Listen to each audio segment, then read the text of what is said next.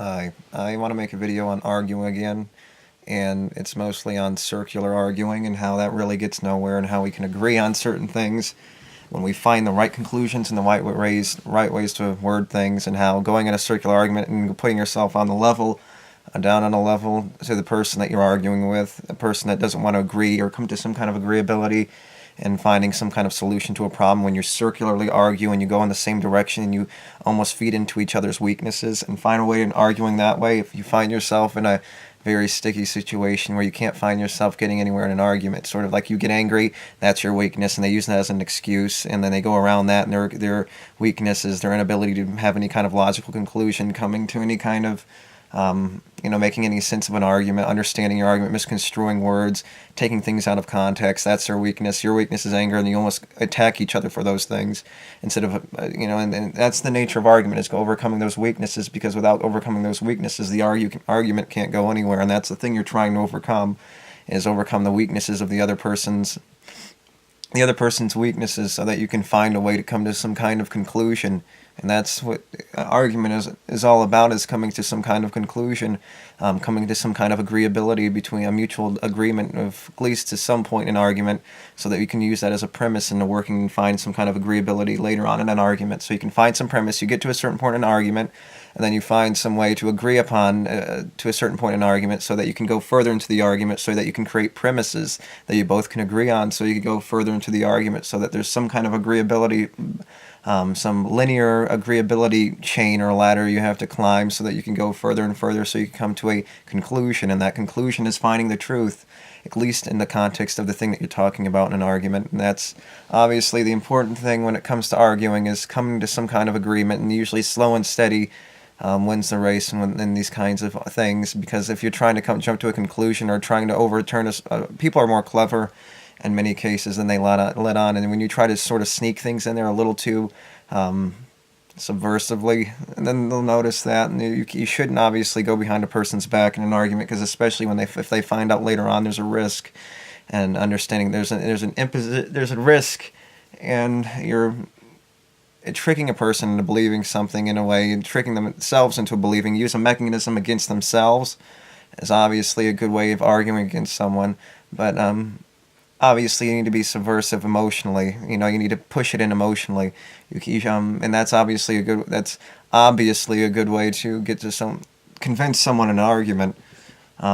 Otherwise, you're not going to find any way to get to someone. And emotions, and too many people, and unfortunately, in many cases, is the way to get to someone in an argument. And you shouldn't always sneak it in, because especially a person that's vindictive may find a way to come back and bite you in the face if you find a way to sneakily put in an argument, and maybe the person doesn't like that.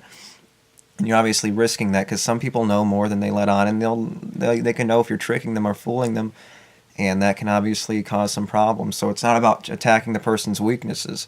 You mention it maybe in passing, but the argument should still maintain the be part of the main part of the conversation and the argument. So you shouldn't change the subject of an argument just because the person's weaknesses are getting in the way, and presenting a almost permanent roadblock and immovable force between your unstoppable object. And that's what you're trying to do when you come to these arguments. You feel like your argument is the logic, and that's the unstoppable force, but the immovable object is their emotions, their inability to come to some kind of conclusion, because they want to manipulate language or whatever it is, manipulating language, coming into roadblocks, attacking each other's weaknesses. And that's obviously an immovable force and an unstoppable object moving each other. And the unstoppable object in this circumstance is the logic, say the logic person arguing the logic, the truth, and the other person is arguing a lesser truth, or arguing against something completely different or irrelevant to the truth. And that's exactly the thing that you're trying to fight. And you're trying to fight attacking each other's weaknesses, personally attacking people, because that usually in many cases doesn't get anywhere.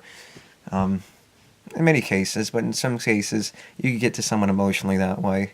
But people are, considering in many circumstances, more clever than they let on, and so that may not always work in all circumstances. So it's best to find a way to maintain the conversation, maintain it on the subject, so that you can't completely find ways to manipulate the conversation in a different way, sort of like whispering in ears. You whisper something in an ear and it comes back to you in a full circle, completely different than the first story. In many cases that's the case. It could go back to the same story, unlikely, but that can happen. It can change slightly and then go right back to where it was, but in many cases that's what happens. You slightly change the argument. Before you know it, the argument completely changes, and you're asking yourself, wait, well, how did we get to this point? Why were we talking about this? Where did this start?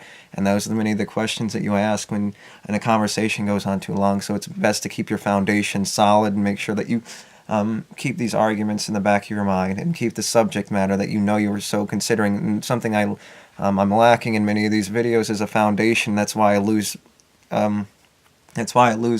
my place a lot, and then I try to remember something and I can't remember it, and then I go back and I'm trying to buy myself time, and that's something I can't do. And I'm trying my best to maintain at least a foundation in the back of my mind to make sure I'm not losing my place too much, because if I lose my place too much, the video becomes incoherent. So that's a good way of mixing that together in this video, because these videos are a good example on how I speak in these videos, because I don't use notes or anything. So it's best to find a foundation, at least keep it on that subject. And if you feel like you're going to go off the subject too much, then maybe you should keep that for maybe another video. So some self-advice here included, some forced self-awareness when it comes to making a video and putting myself, imposing on myself, at least in a video. Yeah, so I think that's a good idea. So keeping the subject at least on a foundation. If you feel like you want to make a point, but the point's too off subject, sometimes it's not a good thing. So circular arguing, going back in the same forth, not attacking the real subject.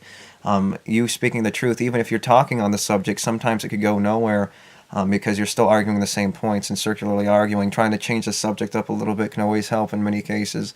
So changing the subject is obviously, in certain circumstances when you know you've reached a dead end, that can obviously reach a conclusion. And if you reach a conclusion, stop the conversation, change the conversation, and find something else to talk about. That can obviously come to help you, and you can come to a conclusion in another argument, segue into another argument, and you can use that as a way of shoehorning yourself back into an argument, sort of sneakily using language to find ways to come to a conclusion to a different place, than using that as a foundation and as something else to make sure that the other argument you were having previously can come to some conclusion based on another argument you had. So that can work as well. So it's about convincing people, and convincing people can be difficult, especially when there's so many boundaries, so many obstacles, so many different forces working together, especially when you have the force of you wanting to get the truth across, and when you're trying to deal with someone that doesn't want to accept it, and you're trying to keep all these things in your head. Sort of like me in making these videos, trying to convince myself, argue with myself, and trying to figure out some conclusions and correcting myself in so many ways. But it's about convincing people, and convincing people can be difficult, and it's trying to get to the conclusion and overcoming these roadblocks, and it can be frustrating trying to convince a person of the truth with all these different things on your mind and trying to maintain a conversation and knowing how the conversation goes. So that's obviously important, and maintaining all these things is important, and maintaining the subject of a conversation, knowing how to go to the conversation. And in many cases, this is what I'm dealing with in trying to make these videos and remembering all these different things.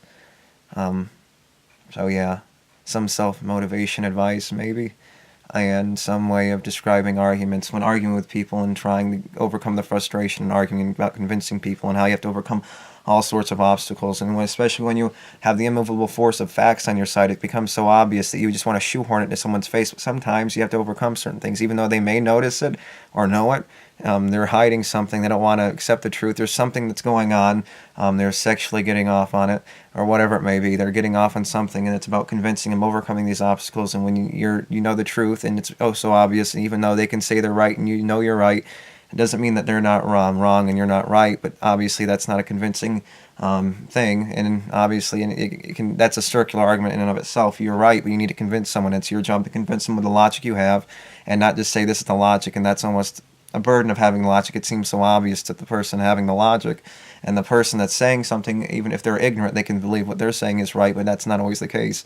That's never the case if they're ignorant and wrong. Obviously, that's the standard for being wrong, is not having the truth. And in many cases, they think they're right, or if they're in denial, that's the denial. It's it's overcoming some kind of emotional attachment someone has, or trying to overcome some kind of ignorance someone has. But ignorance, I would say, is more easy to overcome than denial, but ignorance can breed denial in many cases. So an ignorant denial person is harder, but than to convince. But a person that's ignorant is easier to convince than a person in denial. But one that has both is obviously a little more difficult. I guess I would say denial, emotional attachment is far more difficult, and especially when you know the truth, and it seems so obvious to you. It's very difficult to maintain all these things and not get angry at this and try to convince someone of these arguments, because it can be so difficult to try and maintain this kind of conversation. So maintain maintain the subject and not just get completely upset in a circumstance and trying to convince someone of the truth, whatever the circumstance may be, or the conversation or the argument might be about. So that's all I want to say. I might add something more later. Many of these videos are the same anyway, so yeah, I might add something on this more later if I don't forget something. So thank you, and until next time, bye.